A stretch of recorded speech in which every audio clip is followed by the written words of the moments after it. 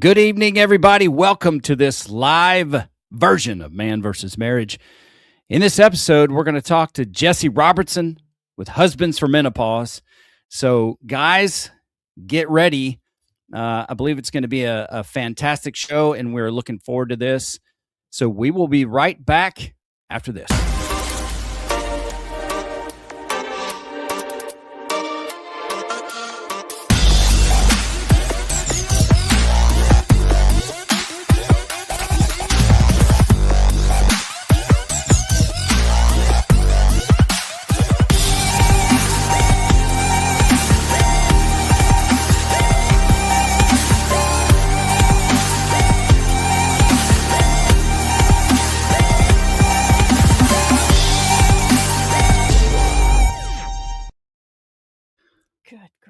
Welcome back to another episode of Man versus Marriage. It is I, your humble servant, the Q Dog, a.k.a. the Q Diggity Dog, in the Moran family studio with my lovely wife, Jeannie Moran. Honey, it's been a minute since you've been in. I've been doing solo podcasts for a while. It's great to have you back. It's been crazy over here, so I'm glad to be back, but I will be happy to let you take over for a little while. It's the life of a romance author. She has no time for the podcast. Well, it's a life of a mama of 8 kids, too. So. That's a fair point as well. Honey, tonight we have you to thank for this program because a few months ago, you sent me a video by Jesse, our guest tonight, and he was talking about menopause and something called perimenopause. And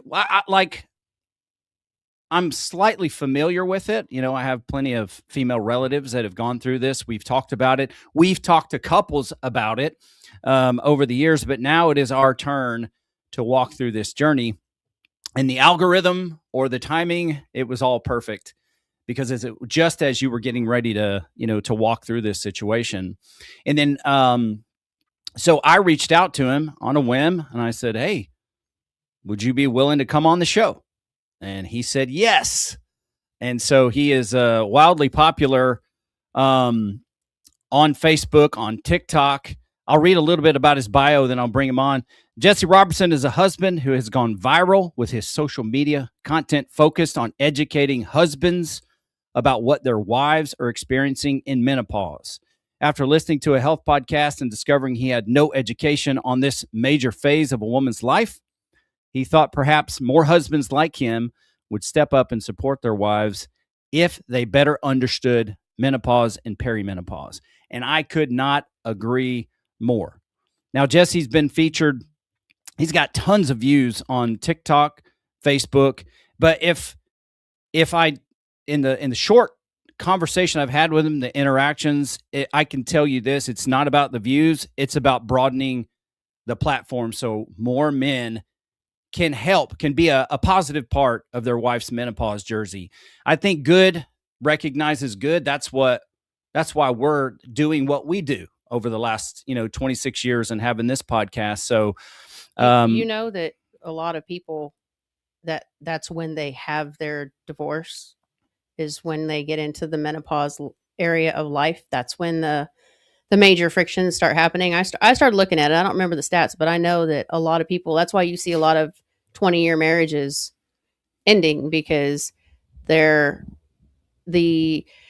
men feel like their wife doesn't love them anymore. She's distracted. She's not intentional. She's always emotional. She's always angry. She's always these things. And I don't think there's enough people like Jesse out there that are actually educating the male side of the situation, because we go to the doctor and the doctor tells us, here, take this pill, or here, we're going to give you this to help with your depression. We're going to give you this to help with the hormones. There's a lot of side effects to go with that crap. Number one. Number two, they don't help us process or work through what we're going through. So we don't have a way to process with you. Like, the best example I can give you is when we went through seizures and surgeries with our kids. We didn't know until we got into counseling for our marriage that one of the reasons we were struggling was because we never talked about it. We never processed through That's right. how we felt, what we were going through, what our failures were. We never discussed any of those things until later. We didn't even discuss them with the kids or say, hey, how are you handling the fact that an EMT just came in and carted your sister away? We didn't know until we knew. And I think what Right. Jesse's doing is huge when it comes to what we're trying to do, which is help marriages, because you don't know.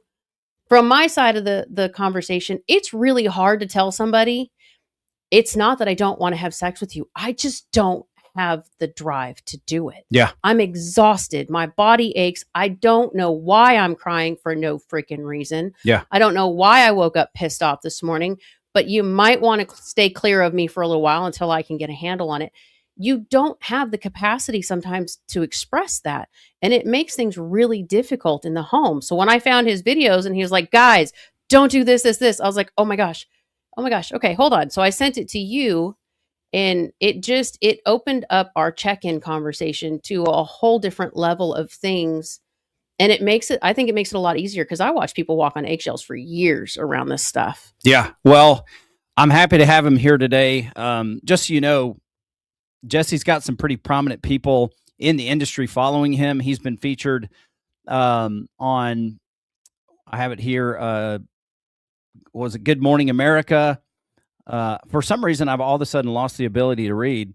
But he gets 20,000 comments. He has people engaged. Yes. That's ultimately the point here. He's been featured USA Today, Good Morning America, and numerous podcasts, and now he's on ours. So without further ado, let us welcome Mr. Jesse Robertson to the program. Jesse, thank you very much for being here. Please introduce yourself and tell the people what you do.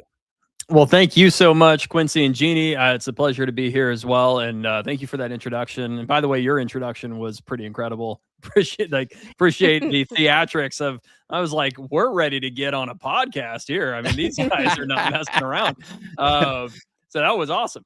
Like you said in my bio, I kind of come to you as a husband, as an everyday guy, as a loving father and a loving husband, and not as an expert, not as a psychiatrist or psychologist or counselor, but just as somebody that stumbled really across this. I almost want to explain it as an epidemic, but it's really just, there is this thing happening, and it is happening right in front of our faces, husbands. And we aren't actually seeing it happen. We don't know what it is. We can't name it. We can't really understand it. We don't know why. And exactly as Jeannie was explaining in the intro there, it can be really hard for her to try to explain it to us.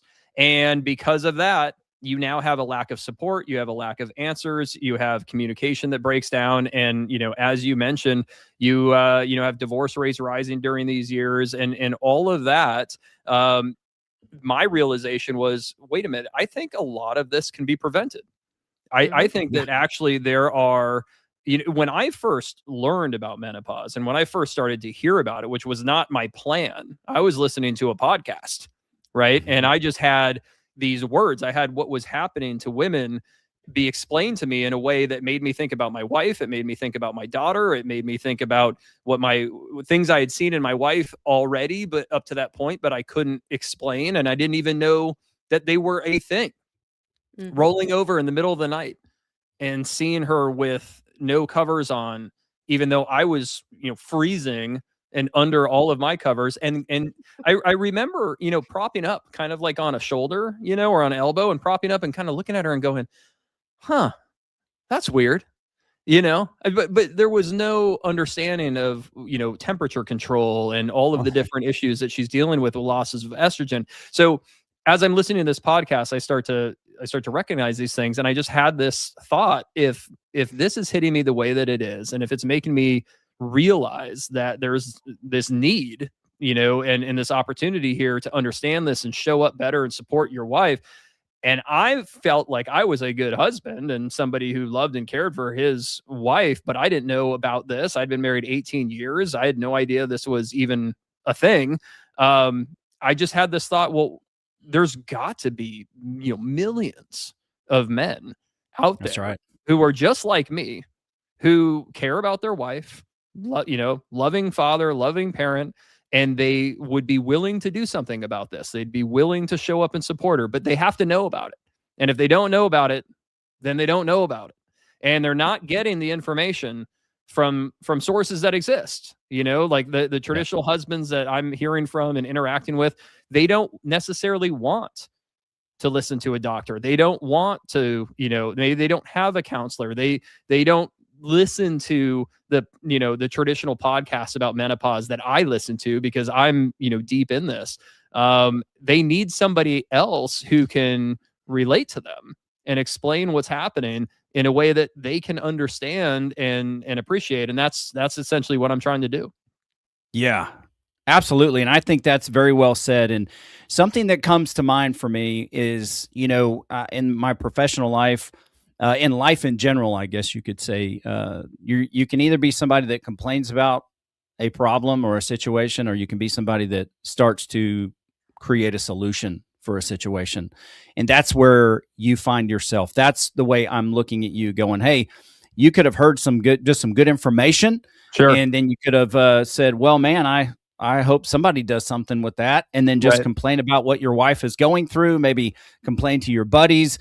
But instead, you've taken this on and you've started to evangelize this. And I commend you for that. I appreciate you for that, because we as men, we need to live a more intentional life. And living intentionally means learning how to connect with the people that are under our roof. And look, I went through a very serious time in my life as far as a medical condition goes, where I had to depend on Jeannie for a lot. Mm-hmm. And that actually brought us closer together. Mm. And so I look at menopause and I go, could this actually be an opportunity for men and women to become closer with one another through doing this intentionally? I don't know if that's possible, but I think it's a possibility if you're willing to learn and your wife is willing to learn and you guys are willing to go through this together to the best of your ability. There's no doubt. And I'm actually really glad you brought that up, because when I first started talking about menopause, what I thought was necessary, and not that it isn't, but what I focused on was, here's what a hot flash is. Here's what brain fog is. Here are the 3 hormones that she's losing and what those mean, right? And it was very prescriptive. And what I came to evolve to, that's great baseline information. You should understand that, right? But that's the easy part. Here, let me break it down for you. Okay. She's got these 3, it's not hard. That's the easy part. What I've evolved to focusing on is exactly what you just started to talk about, which was, there's way more here that's going on than just menopause, right? This is about vulnerability for men. This is about men finding ways to be, to grow as men, to learn how to be better partners. This is about, finding ways to strengthen your relationship through the trials and tribulations of menopause by, finding new ways to show up and care for your wife, right? Changing your perspectives of the way in which you used to think that you needed to operate, right? The expectations that you had for her, or how easy you thought sex would be, right? Is it just when you have a free 5 minutes? Well, sure, maybe when you're 23, but when you're, when you're older, it doesn't, not only does it not work that way naturally often, but in menopause, there's this thought that, or there's this realization, and this is a growth opportunity for men, but the realization should be, what is it that you think is required is for intimacy, as a man, right? Do you think it's, are you looking for it in her vagina? Is that where you think it is? And that's where you're spending all of your time? Or do you realize that for a woman to be intimate, it's incredibly different than for what a man, than what a man needs. And if you can actually try to understand that, if you can understand that if she feels seen, if she feels loved, if she feels cared for, if she feels relaxed, if you've lifted the mental load, if she's actually been sleeping, right? All of these types of things, if she feels support, that's actually the path to intimacy. That's right. But if you ignore that and, and you think it's down there, you're going to find that you're never going to find it. And it's not that it's lost, it's that you're looking for it in the wrong place. And that has been the issue I found with menopause in general. And that's just the intimacy, but there's so many more things. It's like she's evolving, but you're not. Yeah. That's the issue. And if you as a man can make the conscious decision, right? Like, okay, I want to learn a little bit about this. I don't need to be an expert, but I need to understand a little bit about what she's going through so that I can show up and support her. You will find that you will come out of that with a stronger relationship, not a weaker one. And you'll feel like it's taking down the trope of what it means to be a man, right? Like you thought that you as a man, you had to fix everything, or you had to make it go away, or you had to just, get over it, or any of those types of things. But this is an opportunity to try to do something that is pretty scary for a lot of men, which is let your guard down. Say that you're afraid. Tell your wife that you're scared. Tell your wife that you don't understand what's happening and you don't know what to do about it. That's okay. Talk with her about that, and you together can get somewhere. But judging her, blaming her, dismissing this, making her feel like, there's something wrong with her, saying it's an excuse, she's making it up, it's all in her head. That is a path to no, well, it's a path to somewhere, actually. It's a path to the statistical divorce rates that are 60% during menopause years, and 73% of women are actually attributing menopause to the cause of their divorce, or as one of the causes of their divorce in those years. And that is entirely, I shouldn't say entirely, but largely preventable. Like you watch this take place, and I'm talking to men and women every single day in comments, in DMs, in emails, and I'm literally watching this unfold in front of my own eyes for others, because I hear their stories of what they're telling me, and I go, man, you keep going down this path. Because I've talked to the people who are at the end of the path. Yes, sir. You know what I mean? I've already been there. I've already seen the end of the movie. So you're telling me act 1 right now, or you're in act 2. I've seen that too. And I can tell you this is where this is headed. Right. And I'm trying to help with that. And it's been incredible because it's been working. I have been getting amazing comments, amazing DMs of, it was written in the USA Today article, but men who are saying either I was just a complete jerk to my wife until I got a hold of this content and then I realized it, or women who are saying that because I was able to, see this content and share it with my husband, and it became a thing that we started to watch together. Now this is an open conversation that we're having, and we're feeling a stronger connection versus where we were before. I've had people say that it saved their marriage, that they were about to get a divorce. I mean, it's been really, really incredible. So I am super motivated to just keep going. I'm just like, I can keep trucking. That's all I'm Yes, sir. It's great. Well, congratulations to you for that, and for the couples that have been willing to engage in this. I find that it takes a lot of courage for people to step out of where they are and to reach out to someone, and not only do that, but also be willing to take the advice and the coaching. And before I turn it over to Jeannie to ask any questions she might have thus far, there's a few things that I wanted to point at. I thought it was interesting. I think it is really a guy mode to try to go in and figure out how to fix things, to get the tactical and practical information about what a hot flash is, because that sounds very personable to what I might do. But I think you articulated it well, because I think about childbirth.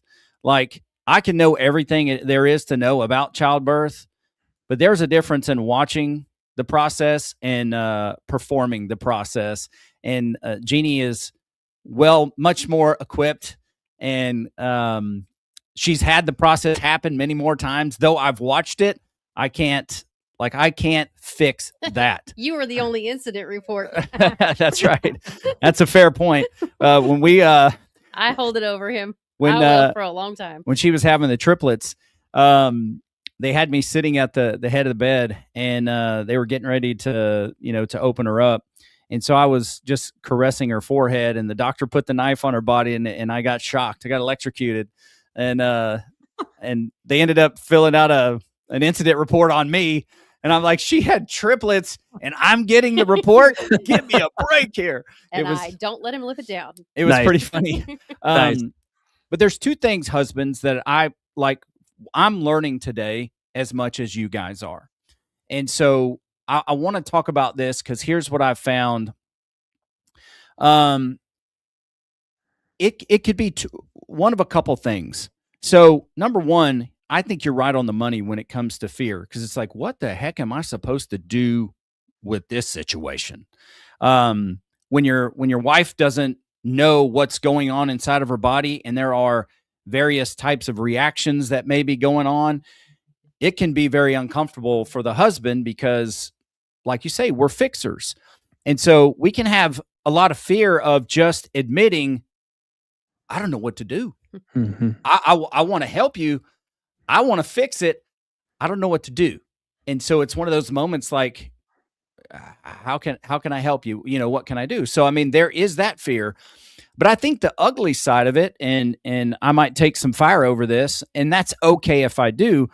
The other side of it is like projecting on your wife, thinking that she's using this as an excuse, probably because you, husband, are not showing up somewhere, and you're using your excuses, and you're like sort of projecting that on her. The reason I say that is because when I talk to men, they will make excuses about why they act the way they do, and they blame their wife for their attitude. And so I may be off, but I think it's an area where men can show up intentionally to be there. Because, I mean, we'll do all kinds of things in service at work. We'll break our backs for work. We'll be understanding. We'll go the extra mile. Why won't we do that at home? Why won't we do that at home with our wives and then set that example for our children to do the same? So I feel like that's something, guys, if you're listening to this and maybe you've had the point of view that she's faking it or whatever, number one, let's start to work on building trust in your relationship. Number two, you need to do some reflection and see, are you projecting in areas where you're not showing up and making excuses? And could that be affecting the way you see your wife going through this? There's no doubt about it. And, I mean, as I'm listening to you talk, I'm reminded of things like, hurt people.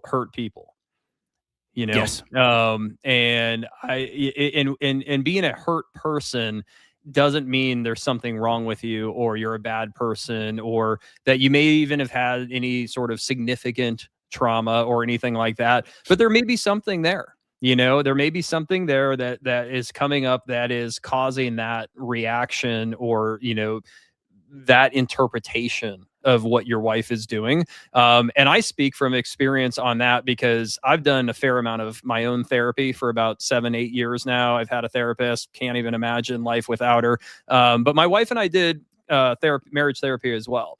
And I can tell you this right now, and without a doubt, there's no way Husbands for Menopause exists if I hadn't done that work. There's just no way.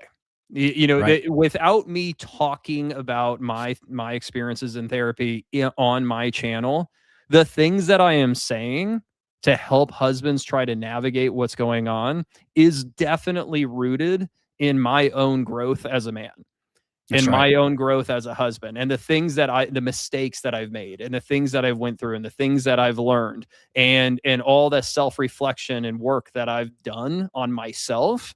That's what's allowing me to do this. And I think do it in a way that connects, because it isn't just something that I read out of a book. It's something that I've personally lived. And now I'm just adding, the education that I'm learning to it. But the root of where I'm coming from is knowing what it's like to be in a marriage that, is struggling, to know what it's like to be a man that truly hasn't really learned who he is, and doesn't realize that there's actually a better way to go through things, to handle things. And sometimes you learn that naturally, and that's amazing, and that's a blessing.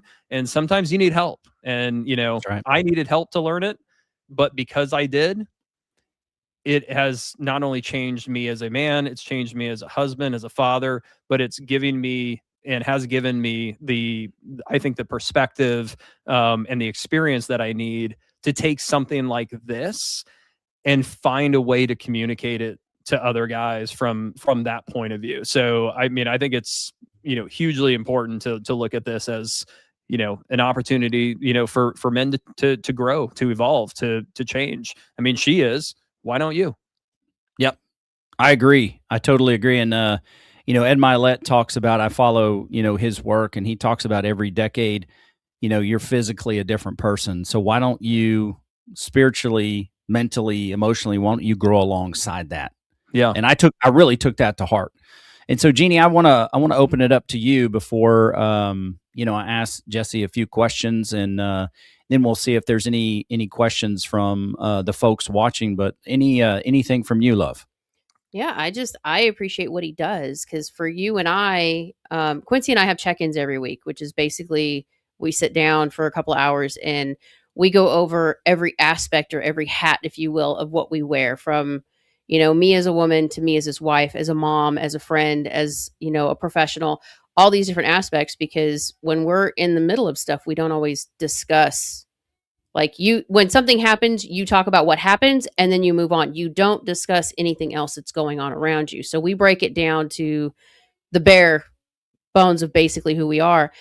And I had found your stuff on Facebook, or rather it found me right before our daughter was graduating high school, and we had just started doing the check-ins, and I had been having hot flashes. My gosh, those things are horrible. But I'm one of those people that has to sleep with a weighted blanket. So it makes it even worse for me, because I need the weight. And my birthday was that following month. So I had known, things were changing. It had been going on for a little while. We had talked about it briefly, but then we sat down before my daughter went off to, or our daughter went off to summer school for college. I was like, look, I know the whole empty nest thing is a big deal. I know that, the kids, this is our baby. She just graduated. It's the last one of 8. Everybody's doing their own thing. Most of them still live at home, but they're all adults. They work, they're coming and going. But there's still a lot that happens in a house with that many people. But this, I was just feeling more emotional, and, crying a lot, and I was just struggling a lot. And I finally sat down and told him, I'm like, look, I don't know what this is. I don't know how to describe it to you. I don't know how to tell you what's going on. I don't know how to make you understand. And the first thing Quincy did was said, okay, so what we'll do is I will ask questions. How can I help? And if we don't know an answer, we don't know an answer, but at least he's taking the initiative to ask me, how can he help? Can you take something off my plate? Can you help with the kids? We have our 2 oldest are severe autistic. So they are a full-time job, which adds to all of this, which is great. But we weren't talking about a lot of these things. And the more we started counseling with other people, I was starting to hear stuff that was similar to me, like the brain fog. If I'm focused on something, I am hyper focused, and I can get things done, and I am completely in it. But everything else on around me, no clue, zero interest. So when we're going somewhere and we've got multiple things going on, I will forget or lose at least 3 things. And for us, we were dealing with some things, and I would forget something that was important to Quincy, and it's not on purpose. But I would tell him, I really just wasn't thinking about it. It wasn't my focus. And I don't mean it to be a turd. It's just, not everything is sticking at the moment, and I can't explain it. I can't make it go away. I would love to say it's all just diet, because I'm a junk food junkie, but I know that's not what's all of it. You know what I mean? And so we had to have a few heart-to-heart conversations. That I'm not doing this on purpose. How do you, when your wife has those moments, how do you guys reconcile that without taking it personally? Because I feel like crap when I hurt him, and I'm not doing it on purpose. For sure. Yeah. So this is incredibly common, right? So out of all of those comments that you mentioned, I'm getting, Quincy, and in DMs, this is one of the things that comes up all the time, right?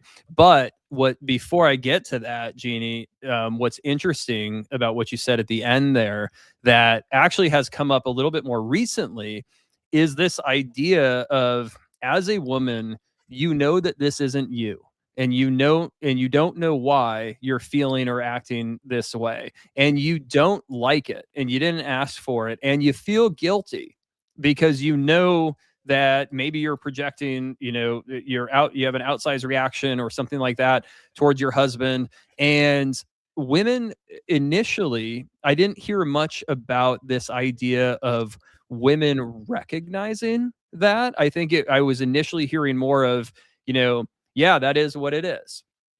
And then I started talking to more women and doing more podcasts and having some more in-depth conversations. And I started hearing more and more women say exactly what you did, which is, I can't control that emotion, and because of the physiological and hormonal changes that are going on, but that doesn't mean that I like it. And it doesn't mean That's a that good word. I wanted to do it. And I don't feel good about it. And in fact, so much so that I'd be willing to come up to you later once things have calmed down and have a conversation with you about it and say, hey, you know what? I didn't like that. That wasn't me. I didn't mean to, come out that way.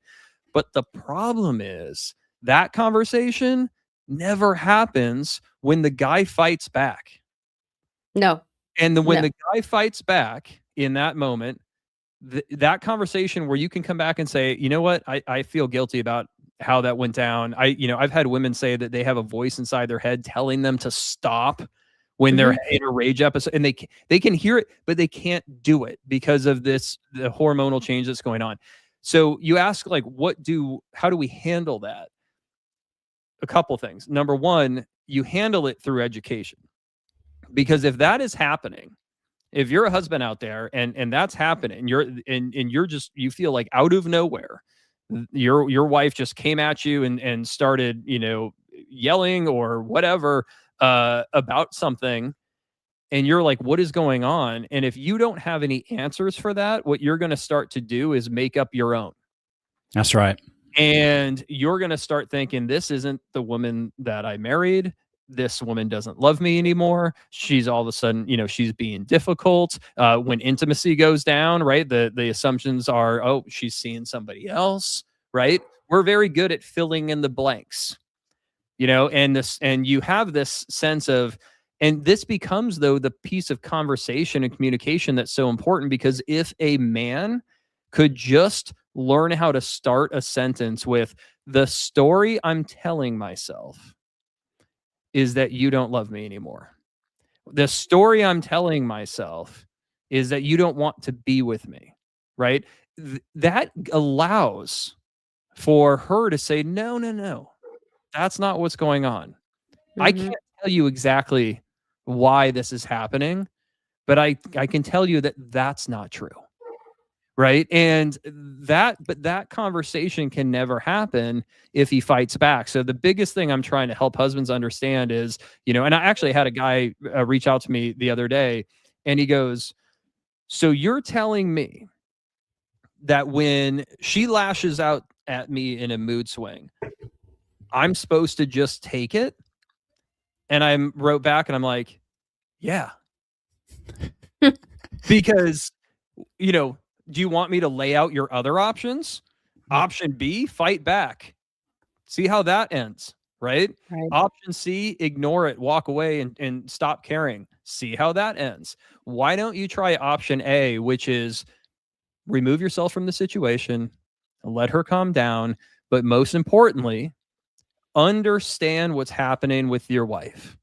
Because then you can identify and you can name what is going on. You can be like, okay, she's having this is a mood swing. I understand why mood swings happen. I understand that it's out of her control. I understand that it's not her fault. She's not enjoying this. She doesn't want to feel this way, but she feels terrible right now. I'm going to let that pass. Right. And then I'm going to be understanding of that, because I will give her that opportunity to come back and say, you know what? I'm sorry about that earlier. I didn't want to react that way. And that's ultimately, I think, the way that needs to be handled. But in any case where a husband doesn't understand what's actually happening in that moment, he's going to make up the narrative of what he thinks is happening, and it's never a good one. And that's where the communication starts to break down. Now, I will just push that one step further. If because I've talked to a number of people who have said, okay, you know what? Thanks. That would have been really nice to know 3 months ago. Now it's too late. Okay. So damage has been done. I fought back, she fought back, I fought back, and now here we are, and there's nothing. And my answer to that comes directly from my own therapy. And my answer to that is write her a letter. Don't just write her a letter. Don't write what she's doing wrong. Don't tell her what you don't like. Don't tell her what makes you mad. Tell her how you feel. Talk about your feelings. And the reason why you want to talk about your feelings, you write the letter, number one, because in those moments, you're definitely not listening to each other. Number two, in those moments, you're so heated that you aren't getting the right words out. And you have to remember that she may not even have the words to tell you what's going on. So all of that has become so messy that the idea of communication in those moments is totally lost. So you write a letter, and the reason why the letter works is because it gives you time to really try to express what it is that you actually want to say, and it gives her time on her own time to absorb that information and really hear it. And then she can write you a letter back. And from the people who I've talked to about this and I've shared that advice with, it hasn't been a series of letters. It's been one. He writes her one, she writes him one back. Letters are done. We're back to talking. Because this is like a pull the plug out of the wall, wait 10 seconds, plug it back in, reset. But you have to stop that momentum of the arguing and the fighting. And this is a way to just do that. And then from there, you can start to have some conversation. So long answer, Jeannie, but that's my No, that's good.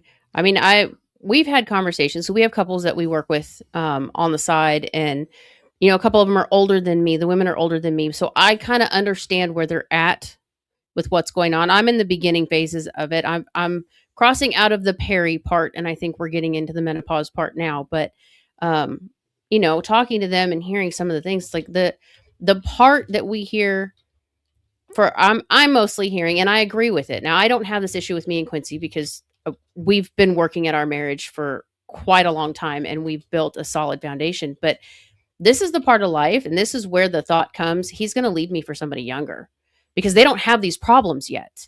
They're not going to give you these issues that you're dealing with.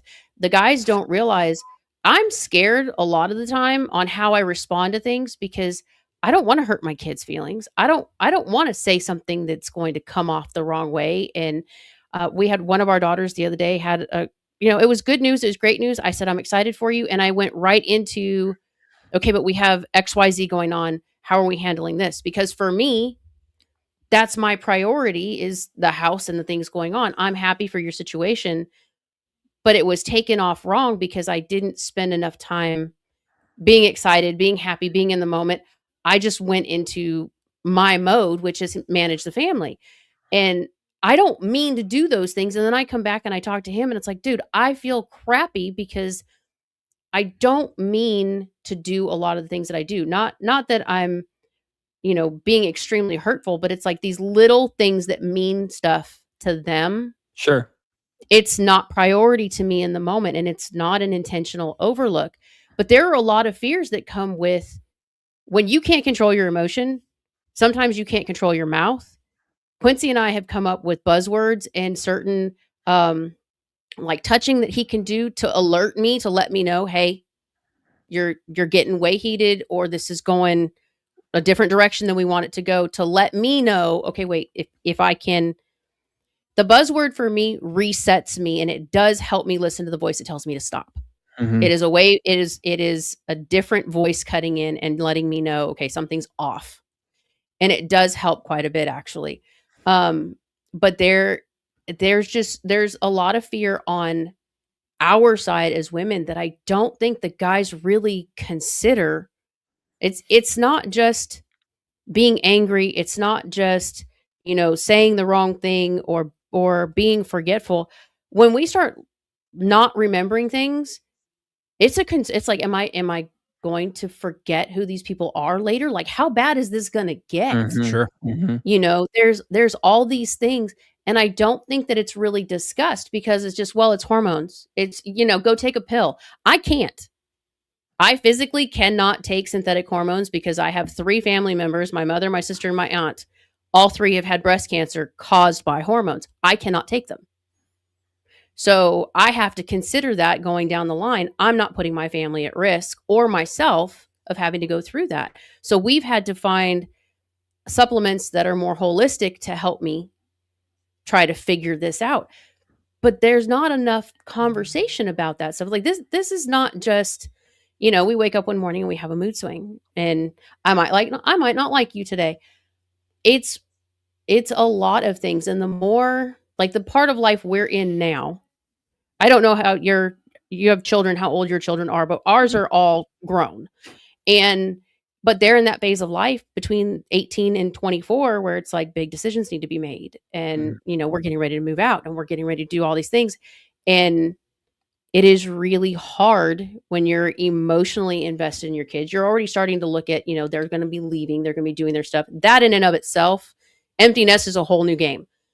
But then seeing the changes and going through it, and then having one hormone goes way up because I'm upset, I'm worried about my kids, I'm anxious because I don't know what's coming.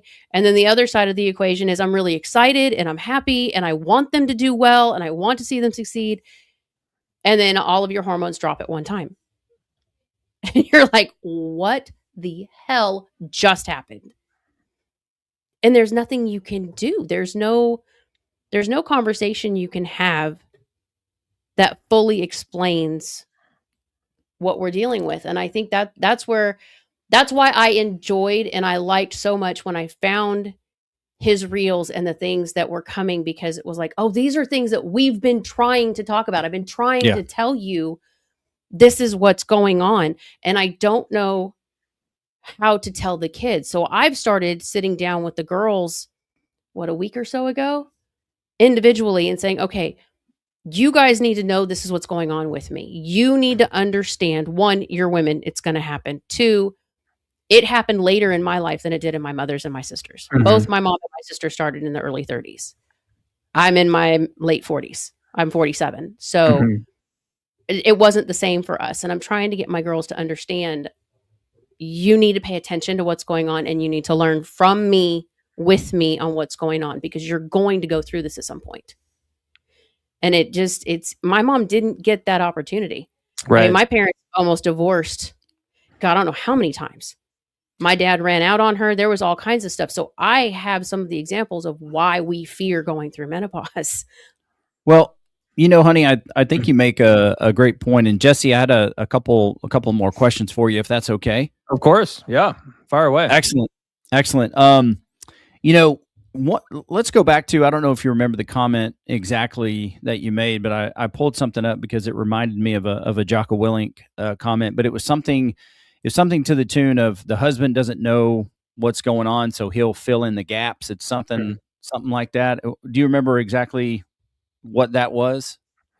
Yeah, I mean, so if we don't know what's happening, we create our own narrative of what's happening, right? And we'll end up filling in those gaps. We'll end up filling in those blanks, and that tends to, and you don't even know you're doing it, but that's what you're doing. And for whatever reason, what you fill it in with is never good. It's never good. And when you said that, it reminded me of this comment I heard Jocko say one time. I believe it was in one of his books. It says, where there is ambiguity, people will fill in the blanks with the worst possible assumption. And I think what you're talking about hits that nail right on the head, because we are great at making things up. We're great at noticing things because, we watch movies, and movies aren't written on script. They just happen naturally like life does, right? So we're great at looking and making stuff up and saying, oh, well, my wife didn't say this or that to me like she normally does. I wonder what's going on. So rather than leaving it up to ambiguity, and guys, please don't pull a Quincy Moran where you go sit your wife down and you just vomit all over her everything you've learned for the last 45 minutes about menopause. And while you're an expert now and you're going to help her, take the slower path. Jesse's here. He's going to help us take the slower path. But, you know, the other thing I want to commend you on is the idea of writing a letter and asking the husband to do it. Because listen, what we've come to learn is when there is hurt, when there is disappointment, what that breeds, if it goes unaddressed, is resentment. And it gets deep in you. It takes root and it starts to create gaps in your relationship. And so ultimately, in order to start the healing process, what I've found is somebody has to go first. And so why not husband? Why not be you? Why not write that letter? And please adhere, go back and listen to this again. Why not adhere to the principles that he's talking about? You're not writing a letter to tell her why you're mad at her and why you want to blame her for the things that are going on. I think it was beautifully articulated. It's like when I hear this, it makes me think X, Y, or Z. And just being vulnerable like that with your wife. And I truly think that's going to go a long way for her looking at it and saying, oh, I never would have thought that would have crossed your mind. And I'm telling you that when you start to get that, like that kind of dialogue starts in your relationship, Jesse, I'm sure you know this. For Jeannie and I, it's been this. Your relationship starts to get super, super strong. And I think of like this, if your wife knows that you are committed, that you're willing to try and help her through this, even though it might be messy, I have a feeling that's going to relieve or alleviate some of that pressure for what she's going through, like with what Jeannie's talking about. I don't like the way I feel. I don't like the way that I handled that. So you can be, like we talked about earlier, you can be a part of the solution for that, or you can continue to add to the pain of that situation. What do you think about that? Yeah, I think that that's exactly right. I mean, ultimately, what I love about what you were saying at the end there is, we have a choice as husbands, and I think it's important to remember that she doesn't. That's right. That's a good word. It's coming with or without you. Okay. Yeah. And that younger woman who you're going to, find, she's going to have it too.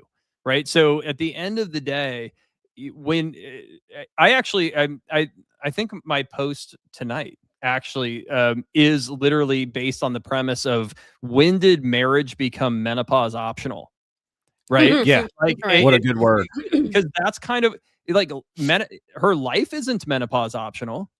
When did marriage become menopause optional? Like, that's not where was the thing you signed that said, if some tough stuff happens, I don't need to be there anymore. Right. Like, I don't think that that's how that went down.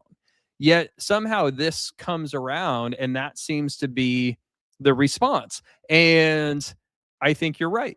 I think men have a choice. What I don't think that most men realize, though, is that the more difficult of those two choices, right, which is I'm going to evolve as a man, I'm going to try to figure out what vulnerability looks like, I'm going to try to learn about something that could be, probably the furthest from whatever I thought I would ever have to try to learn about.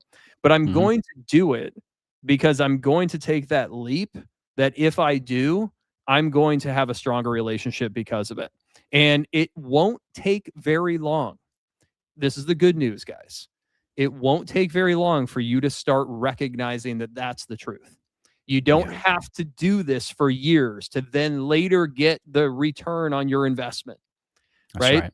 That first night where you say, I understand that this is hard for you and I'm scared because I don't understand what's happening.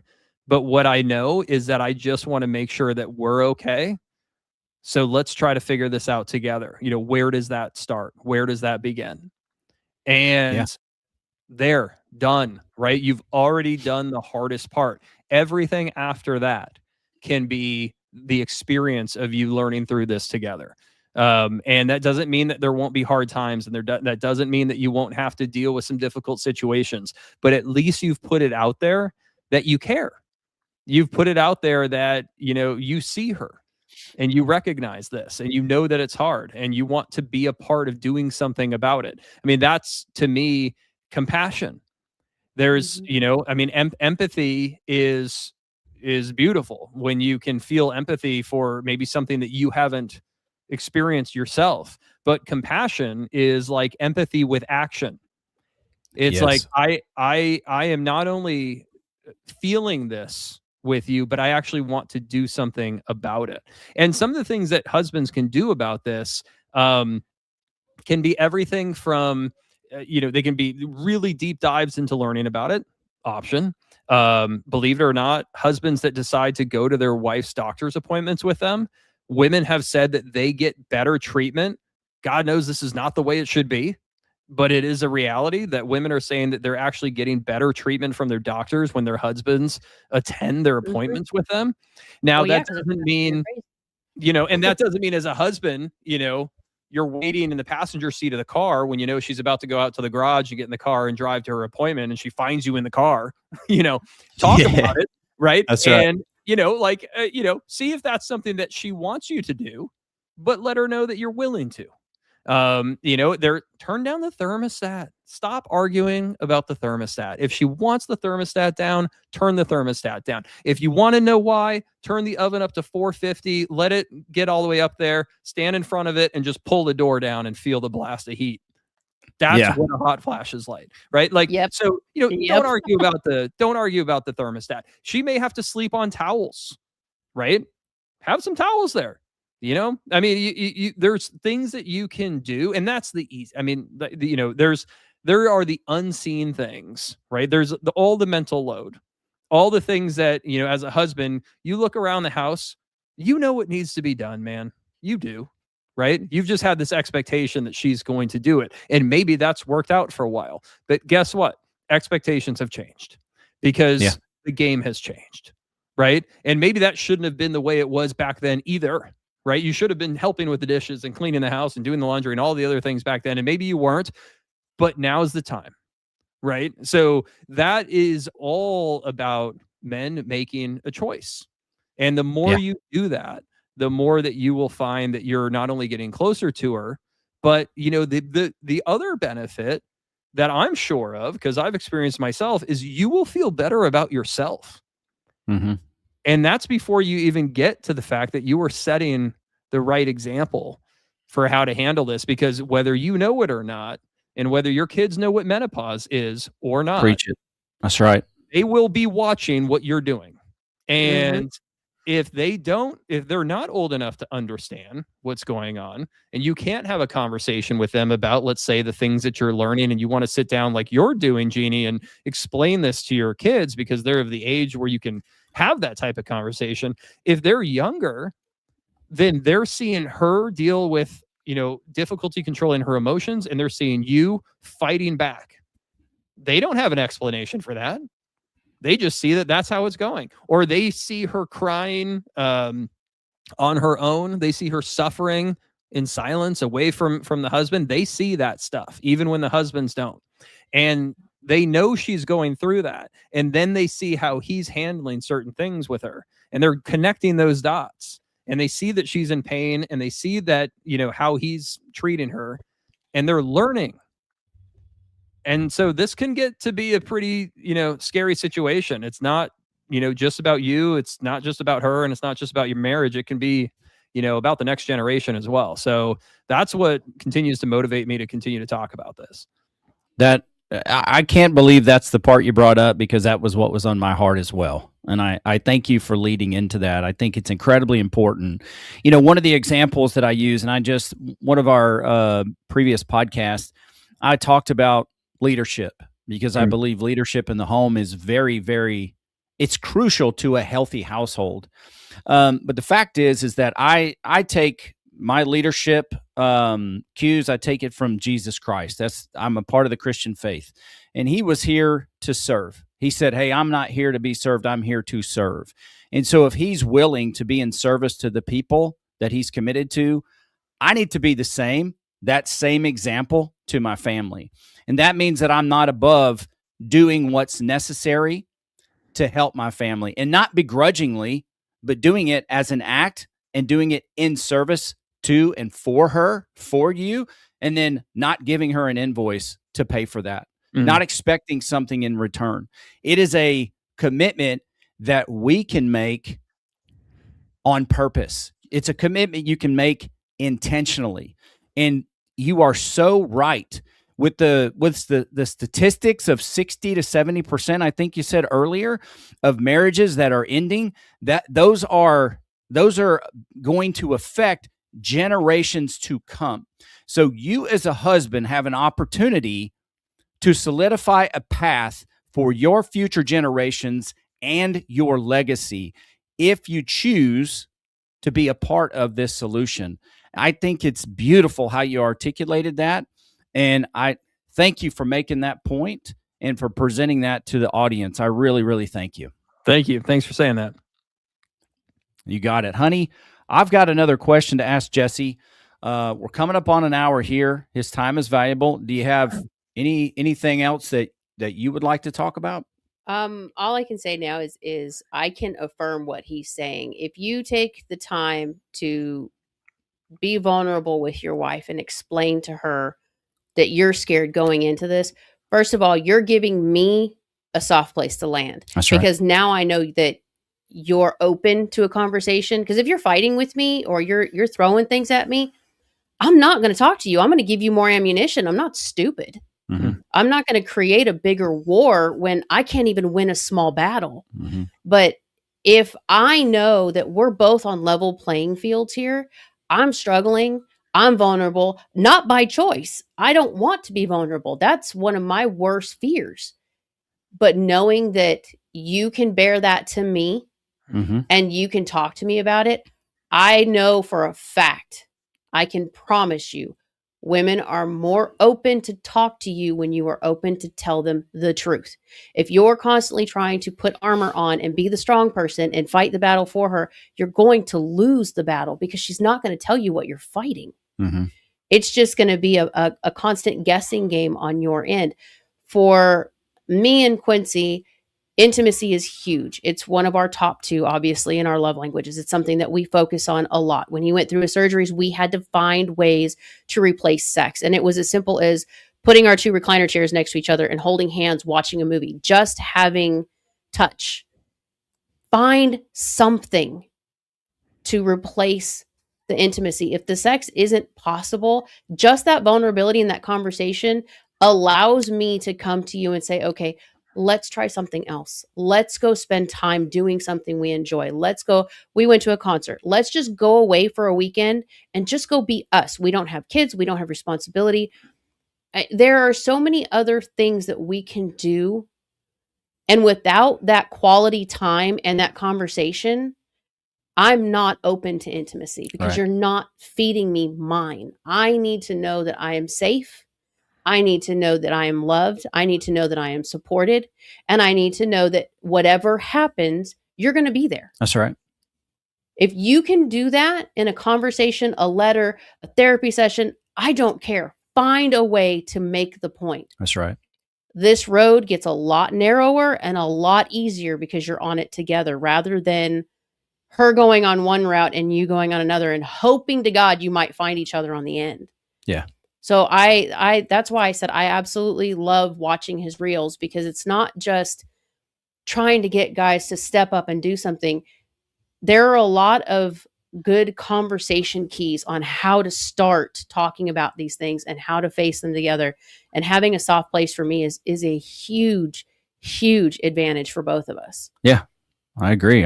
I would call that game changer. I believe it has been for us. And Jesse, last year we've been doing the podcast now going on 8 years, and we've been doing various types of what we call check-ins or coffee talks, and they just didn't stick, and we'd be good for a while and then kind of dwindle away, and good for a while and dwindle away. And last year we were getting back into the swing of things. And I've shared about my faith. I felt, one of the check-ins we sat down in, I feel like the Lord was kind of talking to me saying, hey, just generalized check-in isn't doing anything for you. So try this. And we started, like, I can't take any credit for it. So I would ask her, how's Jeannie the woman? How is Jeannie the wife? How is Jeannie the mother? How is Jeannie the daughter? Going through the various facets of what actually makes her up. And she asked me the same question. And that has been, we've missed 1 week just by a day when we were on vacation. We missed it, failure, but we made it back. And I think we're coming upon a year here of doing this thing. April will be a year of doing it every single week. And it's really helped us build a significant amount of trust in each other and to be able to share anything between us, which is part of this menopause discussion has really happened at length there. So, your thoughts on tools, I would ask you, and you talked about it practically a little while ago. I would ask you, what are the practical, like a few practical things that a husband that's just watching this, maybe he's never seen your content, but he's like, whoa, it sounds like they're in my house. What are just one or two practical things that you would tell somebody, elevator, grocery store, anything? Could you give us a couple of tips right off the top of your head? Sure. Yeah. Well, I'd probably start with listen to and believe your wife. I think that there are men that are always, they're looking for the external source of truth, right? What's the movie I can watch, or maybe a book, or maybe an article, or maybe a video, or maybe something. But what about her? Like, do you realize that the woman who may be able to best explain to you what's going on or how she feels about what's going on, even if she can't explain why it's happening, is right there in front of you. Yet you're out over here somewhere trying to find the answers. So I think it's bring in those external sources are good, right? Like, bring in a little bit of awareness and education, but don't try to substitute that for talking with your wife, right? That's like, a good word. So use it as a compliment, but not as a substitute.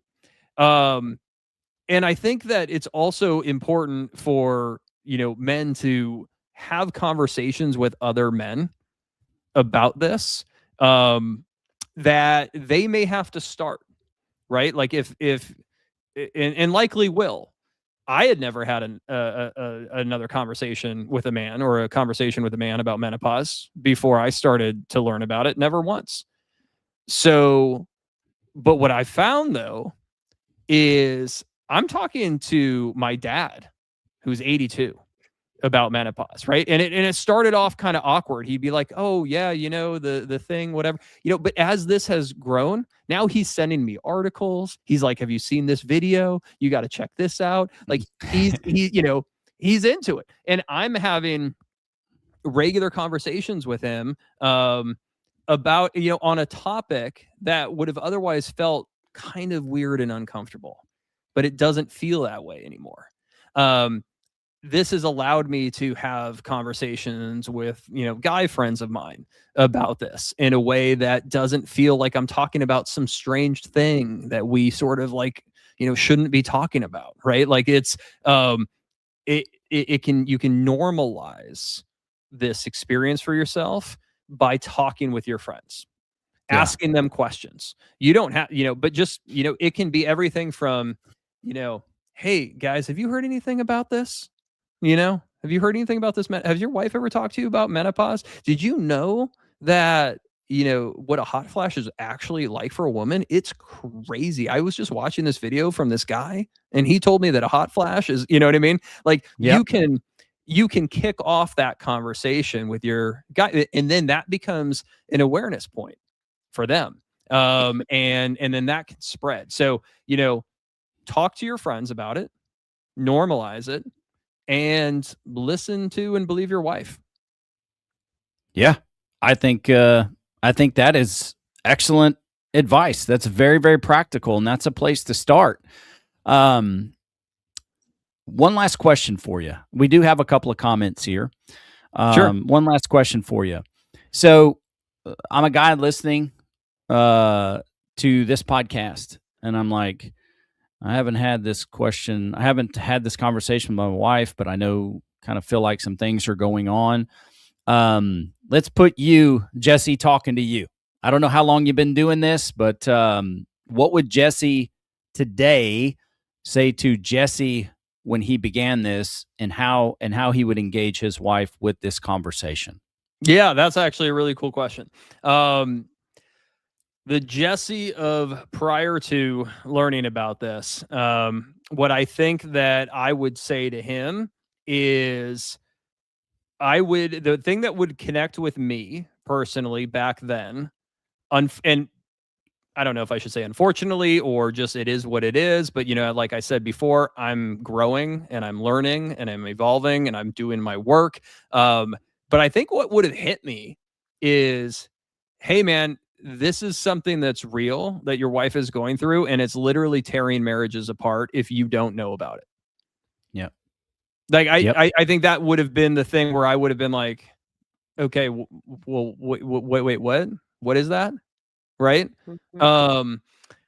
I think that what I would have liked for Jesse back then is to have something more along the lines of, hey man, your wife could be going through some really tough times right now. She could be really struggling, and there's a good chance that it's happening and you don't even know it. And I would like to think that I would have connected with that, but the reality is it may have taken more of the, ultimatum, like you better learn about this or it might be over. To be honest, I don't carry like a lot of shame in either one of those. Because I just have a lot of understanding for the reality that, listen, if women barely know about this because their doctors weren't trained to support them on it and nobody talked to them about it, then, the expectation that men are well versed in this is, kind of ridiculous, right? Yeah. So I think I think if a man is going to wake up to menopause because he's told that if he doesn't, it could end in divorce, I'm okay with that. I'm okay if Absolutely. that's what gets it done. Right. And if other men wake up to menopause because they're told like, hey, she could be going through some really tough stuff right now and you don't even know it, and you love and care about her and you should probably, figure out what that's all about, then that's great too. I don't think it matters. I think what matters is, you care enough to care. Yeah. Yeah. And I'm with you, and I appreciate you sharing that. And look, there may be some people that think, that's unpopular, but I would say to them, I really don't care. You need to stand on business for what would reach you, and you're best equipped to help who you used to be. And if you are a guy who says, how dare you, or why would you ever say that, brother, just look in the mirror and then prepare to talk to your wife, because if you're around our age, even in the mid 30s, maybe it's never too soon to talk about it. Is it too soon to ever talk about it, No. Jesse? I mean, no, my 12-year-old son is now saying menopause out loud. I mean, he's now talking about it. My 14-year-old daughter is, certainly aware of it. I know for sure is that there's now zero chance that my two kids at 12 and 14 are going to have the same experience that I did as a husband for my son and that my wife has had as a woman for my daughter. Zero chance, right? I'm not hoping. Zero. Because we're talking about this to the point where she's going to know about it before it happens. And so when these things start to happen, she's going to be educated on what they are and why they're happening. And she's going to know maybe the right questions to ask her doctor. And, we are all praying that doctors who are treating my daughter in 20 years, right, have been trained on this. Right. And we fix that problem in our medical system.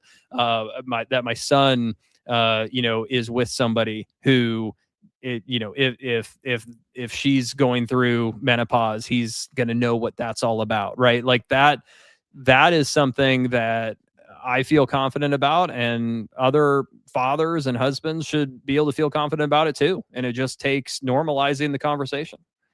I agree. And it's another one of those things where you've got to do it on purpose. It's not going to happen organically. You have to do it on purpose. And, when you think about the threat that the empty nest effect is to a marriage, because people will, like husbands and wives, will just, ingrain themselves in raising their children and then lose the idea that they're married, not know who they're married to once that is over, and they got to start spending time together.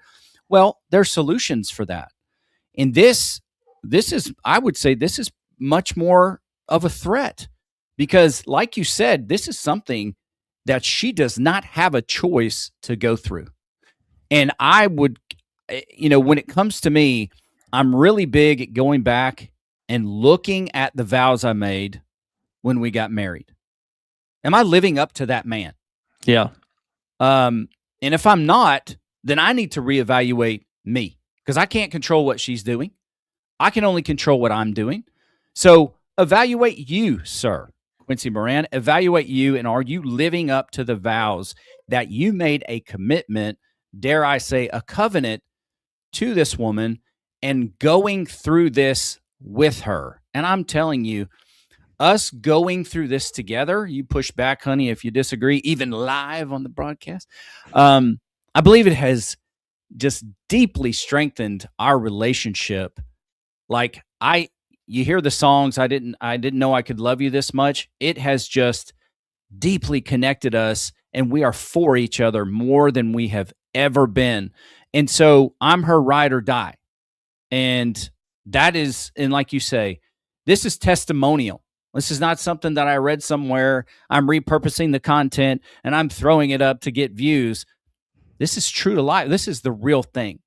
Yeah. So, yeah, absolutely. Well, we've taken things that were taboo in our house and our growing up. Like in my house, I have myself and my sister and my mom and dad. And my mom, you don't talk about periods, you don't talk about sex, you don't talk about menopause. None of these things are discussed until you're married. Then all of a sudden it's like, oh yeah, I forgot to tell you about what? Like, this is a conversation I needed like 10 years ago. What happened? But because of the relationships that we saw, and because of the things that happened in my parents' marriage and watching my sister get married and the things that she's gone through, I had an outside perspective way ahead of time to go, okay, we have 7 girls. This can't happen. We need to have these conversations. Yeah. We need to discuss, sex is not just a physical act. There is more that takes place here. You don't just do these things. Your period is not just, oh my gosh, I bleed for a month. No, there is a reason your body does what it does, and you need to understand how to take care of yourself. We didn't have all of that in my house growing up, because my mom's mom didn't tell her anything. Right. It just wasn't spoken about. And you and I, because we both come from homes, I come from a marriage that made it, but it struggled a lot of years. You come from a broken home. We've seen things, we've heard things, and it's like, okay, wait, that's not normal. That's not going to be our normal. We're going to change the narrative and talk to the kids about these things. We're going to talk about these things. And I can tell you, just from talking, I've talked to both my parents in the last few weeks, because I was losing it. I was losing it. I talked to my dad and told him I was about to buy a plane ticket and come visit you for the weekend, just to get out of the circumstance and be able to think clearly, because there's just too much going on. And my dad's answer was, tell me when, I'll buy you the ticket. I'll meet you at the airport. So, because he knows. And he told me, he said, look, you can only do what I did. He's a recovering alcoholic. He says, you go one day at a time. You take it one day at a time. And in the hard days, you talk about it. You tell somebody what's going on. He said, his is his sponsor. Mine is Quincy. You talk to him. You tell him what's going on. You let him know, look, this is what I need. Or I don't know what I need, so I'm letting you know in case I go off the rails. I know something's off. But they've made it, now that they're older, both of them are calling me and saying, okay, this is what you need to avoid. My mom is all about doctors and the things that she's gone through now. She's just recently gone through breast cancer at 75. So for me, she gets mad because I don't like to go to doctors. The first thing they asked me when I walked in the door at 45 was, are you depressed? Do you have anxiety? Do we need to give you something? I will not go to a doctor without him again, unless it's just to get like my regular physical. Because of that, I'm not nuts. I don't need meds because I'm not nuts. But I think that's been the best part for us, is talking to the kids, talking to each other, and laying the foundation of this is normal. This is what life does. This is how we navigate it. Yeah, it is a part of nature, like it or not. It's a part of it. And Jesse, I can't thank you enough for coming on the program and for spending so much time with us this evening. I have a few comments. Sure. One of them, there's a few of them that, or some of them I just won't read because you said the word vagina, and then there must have been some teenagers watching, but which is hilarious. I guess we all have a little inner teenager in us. There was one from Jesse. She just wanted to say hello. So hi to you, Jesse. There's one that I'm not exactly sure about. It's from Keith, 1991. It's reading the book of Matthew and about the New King James Version, and we're fulfilling the gospel. I don't line up with you there, Keith, 1991, but I appreciate the comment. And then this says, all living beings have a living conscience just like you. Okay. I'm not disparaging that. I appreciate the comments, like I say. Cool. Then Keith, 1991, thank you for commenting and engaging in the program. I deeply appreciate it. True empathy is viewing yourself and your impact on the life of others from their point of view. And I think that was very eloquently put. And then Shannon, one of Jeannie's really good friends who's watching. Thank you for watching. Men need to listen and comprehend, listen to us and not just hear us talking too. The comprehension is important. I would just ask, and Jesse, before you go, you can clean this up if I get it wrong. I would ask for a little bit of grace on both sides, because the guy doesn't know how to do it. You don't know how to do it. So let's have grace for one another. Yeah. Little compassion, little patience, little grace, support, that she deserves, but it's also a two-way street. I can tell you, Quincy, I didn't talk about this in the beginning very much. I think the narrative that I had initially was, look, men, you need to understand this. You need to do all of these different things. And I really wasn't talking about, because the urgency of the awareness of what she's going through was such a priority that I wanted to make sure I got that message out. But what I've started to talk more about is the fact that, hey, your feelings matter too. Mm-hmm. And you're in this also. Okay. This isn't happening to you, but you are experiencing it because you're married. And whether, you were going through something that's uniquely, or unique to a man that was making your life hard, that would be something she would be experiencing too. And that's this right. is the same thing. And I do think that it's important that husbands recognize that their feelings do matter, and it is okay if they're scared, or it is okay if sometimes they feel upset, or whatever their feelings are. What's not okay is fighting back. What's not okay is judging and blaming. So if you can get past that by way of educating yourself about what's going on, then the rest of it can fall into place. I think that's a great word. Thank you very much for that, sir. Now, I've got it up on the screen. You're at Husbands for the number 4 Menopause on Instagram and TikTok. And if you search Husbands for Menopause on Facebook, if you're in outer space and you search Husbands for Menopause, it's coming up. The man does a great job of branding. His content is excellent. If you're not following him, I'm asking you, please go and follow what he does. You can tell just by seeing him and engaging with him on this program that he is in this because he wants to make a difference, and he wants to help you make an impact on the future generations of your family, but most importantly, on your household, on your life and relationship right now. Jesse, anywhere else that we should find you? No, I mean, you can find me on all the social platforms, and I appreciate that. And really, thank you for having me here and for your support. And Jeannie, thanks for finding me and passing me along to Quincy, and then by way of doing that, kind of bringing this out to your whole audience. So I really appreciate that. You got it. And we would love to have you back anytime. You're a friend of the program now. So if you have anything that you want to talk about, anything you want to bring out, you've got my contact information. So, man, we just welcome you anytime. Thank you very much. Amazing. Thank you so much. All right, brother. Thank you. All right, honey. We did it. That was a great episode. Great to have you back in the studio. And thanks again for finding Jesse's material and sending it my way. Any final thoughts for you?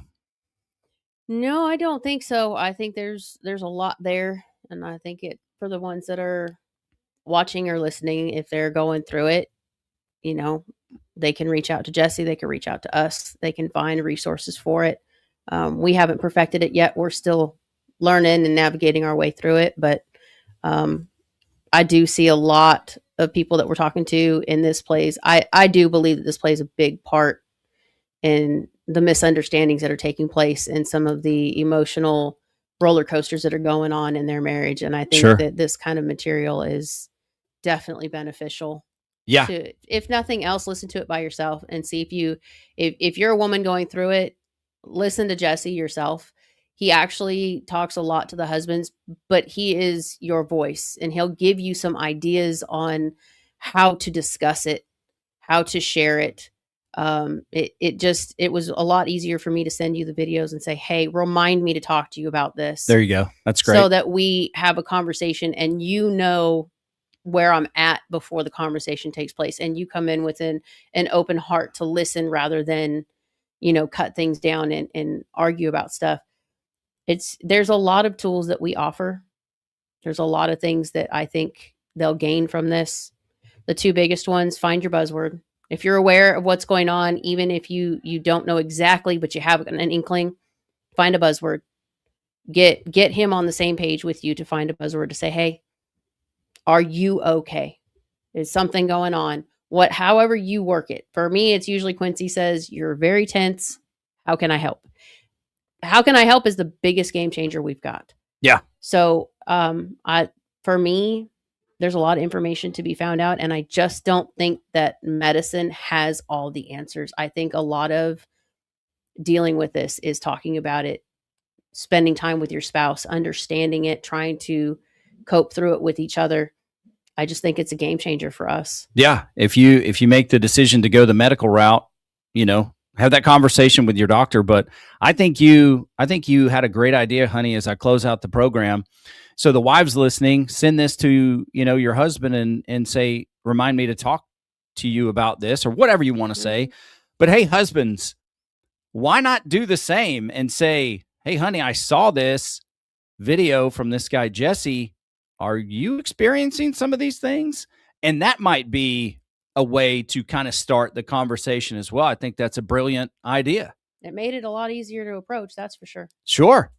All right. Well, that is it, ladies and gentlemen. Hey, the email address. Well, I guess you don't if you're new here. It's Quincy@mvsmpodcast.com. Go check out QuincyMoran.com for more of what we have to offer. If you want to get in touch with Jesse, you have him. He's at husbands, 4, menopause. Otherwise, if you want to get in touch with me, I can figure out getting you in touch with him. But that is all, ladies and gentlemen, for tonight on this episode of Man vs. Marriage. Thank you all for joining us. Thank you for the comments. And honey, thanks for coming in the studio. I love you. I love you too. All right. We'll be back next time. I'm Quincy Moran. She's Jean Moran. This is Man vs. Marriage, the podcast.